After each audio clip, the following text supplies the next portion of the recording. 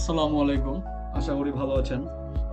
এই ভিডিওতে আমরা দেখব মেডিবুকের পেশেন্ট পোর্টাল, যেখানে একজন রোগী খুব সহজেই তার স্বাস্থ্য সংক্রান্ত সকল তথ্য একটি ড্যাশবোর্ড থেকেই পরিচালনা করতে পারবেন। প্রথমেই আসি ড্যাশবোর্ডে।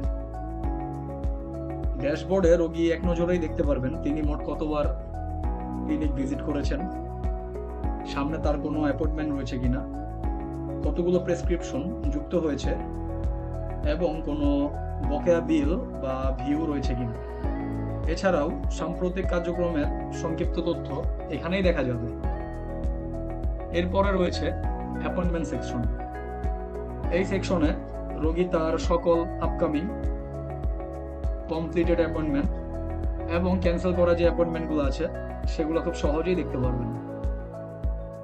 পরবর্তীতে রয়েছে ডকুমেন্ট অপশন। যদি ক্লিনিক রোগীর কোনো মেডিকেল রিপোর্ট, টেস্ট রিপোর্ট অথবা অন্যান্য গুরুত্বপূর্ণ ডকুমেন্ট আপলোড করে থাকে, তাহলে রোগী এখান থেকে সেগুলো দেখতে এবং প্রয়োজনে ডাউনলোড করতে পারবেন। যেমন এখানে দেখতেই পারছেন 18 তারিখে ডক্টর আদিবা জাহানের কাছে এই পেশেন্টটি দেখিয়েছেন তার ডায়াগনোসিস এবং যে মেডিসিন প্রেসক্রিপশনটা, ওষুধের প্রেসক্রিপশন সেটা দেখতে পাচ্ছেন। পাশাপাশি এবং রিপোর্ট এবং সেকশনে আসলে কিন্তু আপনারা দেখতে পারবেন যেখানে কোন কোন রিপোর্টগুলো আপলোড করা আছে। এখানে ডামি ডাটা দেওয়া আছে জাস্ট দেখানোর জন্য, এবং চাইলে কিন্তু আপনি প্রেসক্রিপশনটি ডাউনলোডও করতে পারবেন। এরপরে রয়েছে মাই প্রোফাইল অপশন। এখান থেকে নিজের নাম, password, blood group, emergency contact name এবং ইমার্জেন্সি কন্ট্যাক্ট ফোন নাম্বার যুক্ত করতে পারবেন। মনে রাখা ভালো, এখানে মোবাইল নাম্বার পরিবর্তনের কোনো সুযোগ নেই, সেটি নিরাপত্তার সাথেই। মোবাইল নাম্বার পরিবর্তনের প্রয়োজন হলে রোগীকে ক্লিনিক কর্তৃপক্ষের সাথে যোগাযোগ করতে হবে। এবং সর্বশেষে রয়েছে সাপোর্ট প্যানেল। কোনো সমস্যা, প্রশ্ন বা সহায়তার প্রয়োজন হলে রোগী এখান থেকে একটি সাবজেক্ট এবং একটি মেসেজ লিখে সাপোর্ট রিকোয়েস্ট পাঠাতে পারবেন। মেসেজটি সরাসরি ক্লিনিক কর্তৃপক্ষের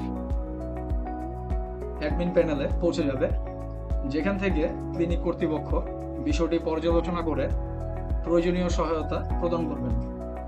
এভাবেই মেডিবুক পেশেন্ট পোর্টাল রোগীদের জন্য একটি সহজ, নিরাপদ এবং আধুনিক প্ল্যাটফর্ম তৈরি করেছে, যেখানে অ্যাপয়েন্টমেন্ট, প্রেসক্রিপশন, ডকুমেন্ট, প্রোফাইল এবং সাপোর্টের সকল সুবিধা এক জায়গায় পাওয়া যায়। বলে রাখা ভালো, পেশেন্ট লগ ইন করতে চাইলে প্রথমেই ক্লিনিক কর্তৃপক্ষের সাথে কথা বলতে হবে। ক্লিনিক কর্তৃপক্ষ পেশেন্টকে একটি ইউজার নেম, ইউজার আইডি এবং পাসওয়ার্ড প্রদান করবেন, এবং সেই ইউজার আইডি এবং পাসওয়ার্ড ব্যবহার করার মাধ্যমেই পেশেন্ট তার লগ ইন পোর্টালে প্রবেশ করতে পারবে। ধন্যবাদ।